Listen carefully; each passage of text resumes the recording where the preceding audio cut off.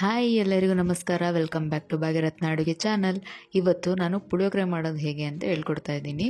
ಅದಕ್ಕೂ ಮುಂಚೆ ನಮ್ಮ ಚಾನಲ್ನ ಯಾರೆಲ್ಲ ಸಬ್ಸ್ಕ್ರೈಬ್ ಮಾಡ್ಕೊಂಡಿಲ್ಲ ದಯವಿಟ್ಟು ಸಬ್ಸ್ಕ್ರೈಬ್ ಮಾಡ್ಕೊಂಡು ನೋಡಿ.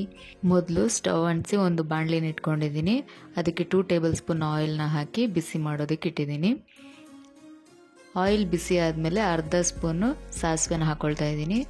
ಸಾಸಿವೆ ಚೆನ್ನಾಗಿ ಸಿಡ್ದಾದ್ಮೇಲೆ 1 ಸ್ಪೂನ್ ಕಡಲೆ ಬೀಜನ ಹಾಕ್ಕೊಳ್ತಾ ಇದ್ದೀನಿ. ನೀವು ಎಷ್ಟು ಬೇಕಾದರೂ ಹಾಕ್ಕೊಳ್ಬೋದು, ಜಾಸ್ತಿ ಹಾಕ್ಕೊಂಡಷ್ಟು ರುಚಿ ಜಾಸ್ತಿ ಈ ಪುಳಿಯೋಗರೆಯಲ್ಲಿ. ಚೆನ್ನಾಗಿ ಫ್ರೈ ಮಾಡ್ಕೊಳ್ತಾ ಇದ್ದೀನಿ.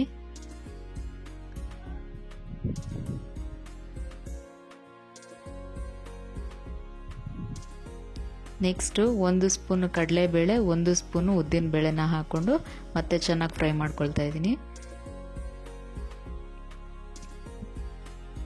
ಇದು ತುಂಬಾ ಸಿಂಪಲ್ಲು, ಈಸಿಯಾಗಿ ಮಾಡ್ಕೊಳ್ಬೋದು, ಟೈಮ್ ಜಾಸ್ತಿ ಹಿಡಿಯೋದಿಲ್ಲ. ಈಗ ನಾನು ಕರಿಬೇವು ಎಲೆನ ಹಾಕ್ಕೊಳ್ತಾ ಇದ್ದೀನಿ.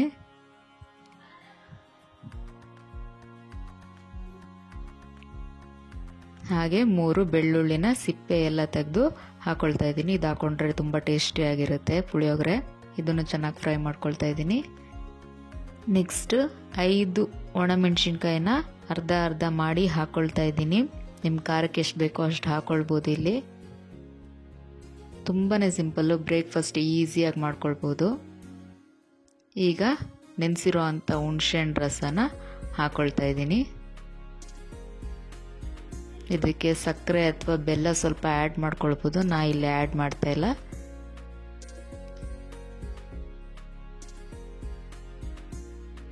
ನಾನು ಇವತ್ತು MTR ಪುಳಿಯೋಗರೆ ಪೌಡರ್ನ ಯೂಸ್ ಮಾಡ್ತಾ ಇದ್ದೀನಿ. 1 ಪ್ಯಾಕೆಟ್ನ ಹಾಕೊಳ್ತಾ ಇದ್ದೀನಿ.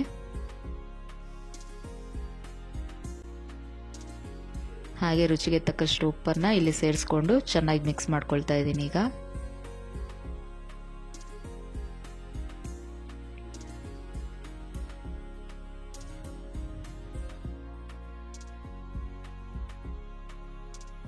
ಅಷ್ಟೇ. ಈಗ ಗೊಜ್ಜು ಎಣ್ಣೆ ಬಿಡೋಕ್ಕೆ ಸ್ಟಾರ್ಟ್ ಆಗ್ತಾ ಇದೆ. ಈಗ ಸ್ಟವ್ ಆಫ್ ಮಾಡಿಬಿಟ್ಟಿದ್ದೀನಿ. ಲಾಸ್ಟ್ ಕೊತ್ತಂಬರಿ ಸೊಪ್ಪನ್ನ ಸಣ್ಣ ಸಣ್ಣದಾಗಿ ಕಟ್ ಮಾಡಿ ಅದನ್ನು ಗೊಜ್ಜು ಮೇಲೆ ಹಾಕ್ಕೊಂಡು ಚೆನ್ನಾಗಿ ಒಂದ್ಸರಿ ಮಿಕ್ಸ್ ಮಾಡಿಬಿಡೋಣ. ಈಗ ಪುಳಿಯೋಗರೆ ಗೊಜ್ಜು ರೆಡಿಯಾಗಿದೆ. ಇದಕ್ಕೆ ಬಿಸಿ ಬಿಸಿ ಅನ್ನ ಹಾಕಿ ಚೆನ್ನಾಗಿ ಮಿಕ್ಸ್ ಮಾಡಿಕೊಂಡ್ರೆ ಬಿಸಿ ಬಿಸಿಯಾದ ಟೇಸ್ಟಿಯಾಗಿರೋ ಪುಳಿಯೋಗರೆ ರೆಡಿಯಾಗಿರುತ್ತೆ. ತುಂಬಾ ಈಸಿ. ನೀವು ಅಷ್ಟೇ ಮನೆಯಲ್ಲಿ ಒಂದ್ಸರಿ ಟ್ರೈ ಮಾಡಿ ಹೇಗಿತ್ತು ಅಂತ ಕಾಮೆಂಟ್ಸಲ್ಲಿ ತಿಳಿಸಿ. ನಿಮಗೆ ಈ ವಿಡಿಯೋ ಇಷ್ಟ ಆಗಿದ್ರೆ ಲೈಕ್ ಮಾಡಿ, ಶೇರ್ ಮಾಡಿ, ಕಮೆಂಟ್ ಮಾಡಿ. ಹಾಗೆ ಸಬ್ಸ್ಕ್ರೈಬ್ ಮಾಡ್ಕೊಳ್ಳೋದನ್ನು ಮರಿಬೇಡಿ. ಹಾಗೆ ಬೆಲ್ ಐಕಾನ್ ಕ್ಲಿಕ್ ಮಾಡೋದನ್ನು ಕೂಡ ಮರಿಬೇಡಿ. ಮುಂದಿನ ರೆಸಿಪಿಯೊಂದಿಗೆ ಸಿಗೋಣ. ಅಲ್ಲಿವರೆಗೂ ಎಲ್ಲರಿಗೂ ಧನ್ಯವಾದಗಳು.